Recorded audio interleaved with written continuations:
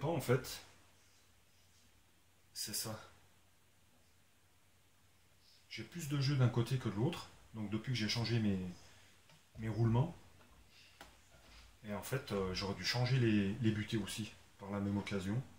Donc là, c'est ce que je vais faire.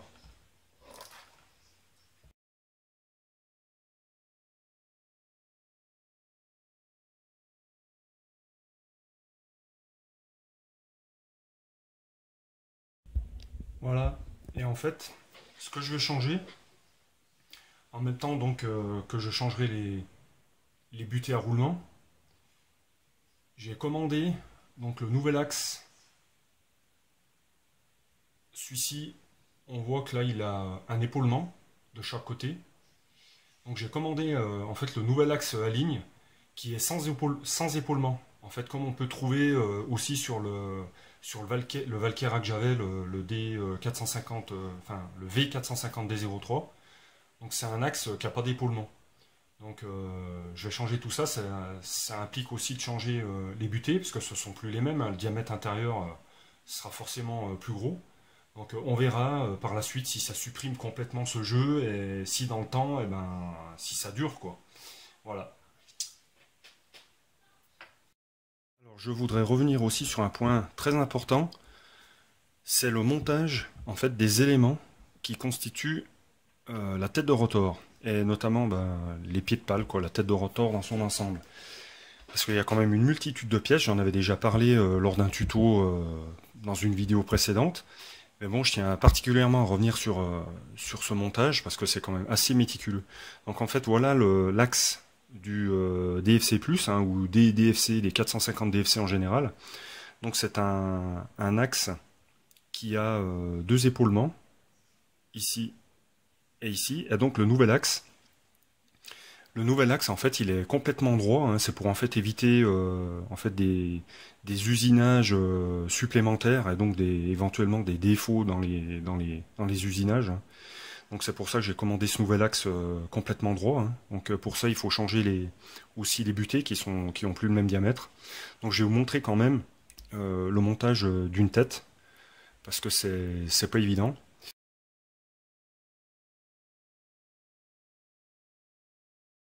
Donc là, on a la tête de rotor. Donc on y insère déjà donc l'amortisseur ou le damper. Voilà. Ensuite, désolé, hein, je viens de recevoir une notification. Donc une fois qu'on a mis le damper, on met l'axe.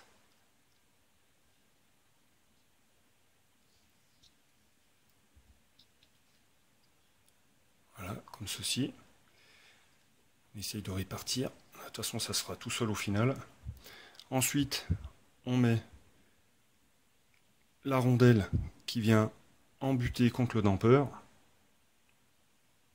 Donc c'est une toute petite rondelle, mais qui est quand même assez large, hein, qui vient en appui contre le damper. Voilà, comme ceci. Ensuite, on a le premier roulement, le roulement intérieur, comme ceci. Ensuite, normalement, je devrais venir insérer mon pied de pale, parce que la première opération est effectuée. Donc, là, on a mis tous les éléments qui se trouvent donc à l'intérieur. Donc là, en principe, on met le pied de pale. Je ne vais pas le mettre, hein, c'est pour vous montrer comment ça s'emboîte tout bien. Donc, première rondelle, damper. La rondelle qui vient en appui contre le damper. Premier roulement. Ensuite, on a le deuxième roulement. Donc, le roulement externe, comme ceci. Ensuite, nous avons la rondelle laiton, comme ceci, qui vient contre le roulement extérieur. Ensuite, voilà, c'est là que ça se joue, et que souvent on se gratte la tête. Donc on a en fait la butée à roulement, et ça en fait c'est la cage interne. Alors bon, sur les T-Rex c'est très très bien fait, parce qu'en fait c'est imprimé in, donc intérieur, côté intérieur. En fait le côté intérieur, c'est le trou qui a le plus gros diamètre. C'est-à-dire, regardez, il y a beaucoup de jeu sur ce trou de perçage. Donc c'est la première butée à mettre.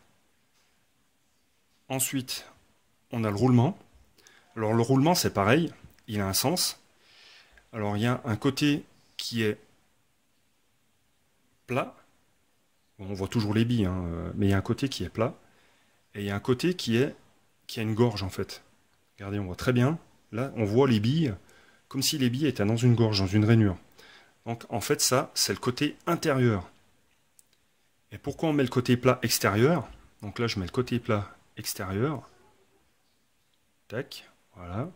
Pourquoi on met le côté plat extérieur? Parce qu'avec la force centrifuge, en fait, ce côté plat va venir s'écraser contre la butée extérieure, contre cette butée extérieure.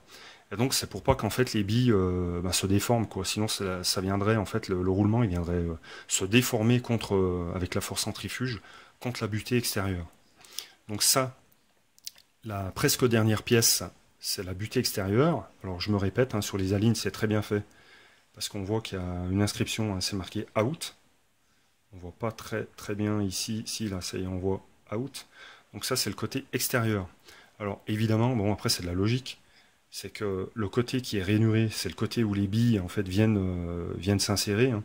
Donc le côté plat, c'est opposé au roulement, hein. Ça paraît logique. Donc voilà, là le trou de perçage, regardez, il est vraiment juste. Regardez. Voilà. Donc, si c'est pas inscrit, c'est pas grave. En fait, la butée qui a le plus petit trou, c'est côté extérieur. Voilà. Donc là, on a cet enchaînement-là. Ensuite, reste la vis, avec, ne pas oublier, la petite rondelle qui vient en fait appuyer sur la butée à billes. Voilà. Donc l'ensemble, ça donne ça. Donc on a le damper, la rondelle assez large qui vient en appui contre le damper, le premier roulement, le deuxième roulement, il n'y a pas de sens, la rondelle laiton, la butée qui va côté intérieur, donc avec le plus gros trou de perçage, le roulement à butée, donc avec le côté plat à l'extérieur, la butée extérieure avec le diamètre de perçage le plus petit, la rondelle, la vis. Voilà. Tout ça freiné avec du frein filet fort et le tour est joué. Alors pour finir, je me suis amusé à un petit jeu. Donc j'ai tout remonté de chaque côté. Donc en fait ce qui se passait, c'est que j'avais pas de jeu d'un côté et j'avais du jeu de l'autre. Donc j'ai serré les vis, hein, de chaque côté, hein. Regardez ce côté-là. Donc j'ai ma butée qui n'a absolument aucun jeu, mais aucun, tout en tournant très bien, hein. Et regardez de l'autre côté. Non mais il n'y a pas photo, quoi. Regardez le jeu qu'il y a. C'est incroyable. Je vous remontre, hein. Je tourne. Hop.